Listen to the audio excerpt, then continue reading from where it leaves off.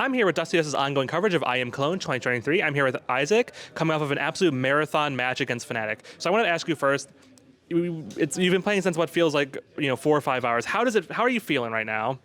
It feels very nice. I'm a bit exhausted, but I would say I'm pretty used to these games. In the past lands we've had these long games, so I'm starting to get used to it. But you're always exhausted after a great match. Mm-hmm. So obviously now you're going to be playing Cloud9 next, and I think a lot of people would be surprised to see GamerLegion have made this far because the narrative on this team is focused so much on Chewy and Im leaving the team, and people don't really, I think, put much consideration or thought into the three pieces that remain. Do you think that people are kind of wrong to expect the team to just crumble without those two pieces? I mean, it was definitely like 2 steps back, but we still have the core. We still have the strong core, I would say. And we can still do great things. So we just have to go step by step and get back into form. Mm-hmm.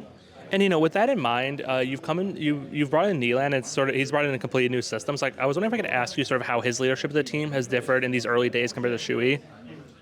No, I would say leadership is good. We just have to more get used to it and work more on it, since we haven't gotten that much prep on all the maps. But we have our base ground on what to do on maps and stuff like that, but we just need to go more in depth, and I think then we'll be a much stronger team. Mm-hmm. And I wanted to ask you, when we interviewed him earlier in the tournament, he mentioned the fact that he didn't really have a lot of say over this roster. He was sort of coming in as the 5th piece to complete a roster. So where does the sort of roster building aspect come from in this team? Is it you as the most veteran player? Is it Ash? Or is it something in between?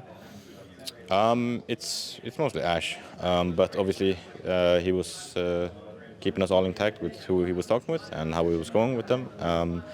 But yeah, we used the ideas we were searching for. We didn't really get them, and we got like late calls on that they couldn't. So I mean, and so I guess Neelan was like the kind of last guy, because we narrowed it down to some IGLs, and we figured it would be best with Neelan. Mm-hmm. And with that in mind too, bringing in Volt, I was wondering if you could sort of talk about how he's adapted to this team, because even though Into the Breach performed very well at the major, I would say Into the Breach is more of a sort of like a home org. It's more of a tier 2 organization without a lot of resources. So how has he been adapting to this team so far in the organization? No, he's been very good, actually. Obviously, he has a bunch of new roles, but I know everyone's been on him with like if he's doing something wrong, if he should change something. He's very good at taking criticism, and he knows that he has a lot of work to do to be able to fit into these new roles. But right now, I feel like he's doing a really great job, and it's only going to keep progressing from here, I think. Mm-hmm. In terms of, a lot of people have sort of thought about the fact that when these 2 integral pieces left to go join Navi and Mnmzzz, and you brought in these new 2 pieces, the team kind of completely reset in a sort of to a degree.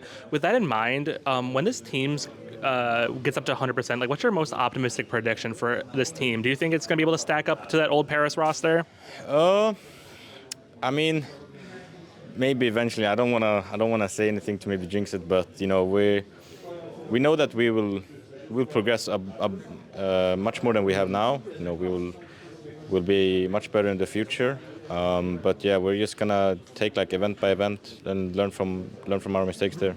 And so final question for you. So you're going to be playing Cloud9 tomorrow, and I think to a lot of people's surprise, even though they've brought in Perfecto and Electronic, and then they have to use Buster as a stand-in, they're not performing quite up to the level I think many would expect from what is kind of a CIS super team in a way. How are you feeling about your match tomorrow against them? It's going to be a fun match, It's definitely a plus for us that they don't have Axel. He's best rifler since last year.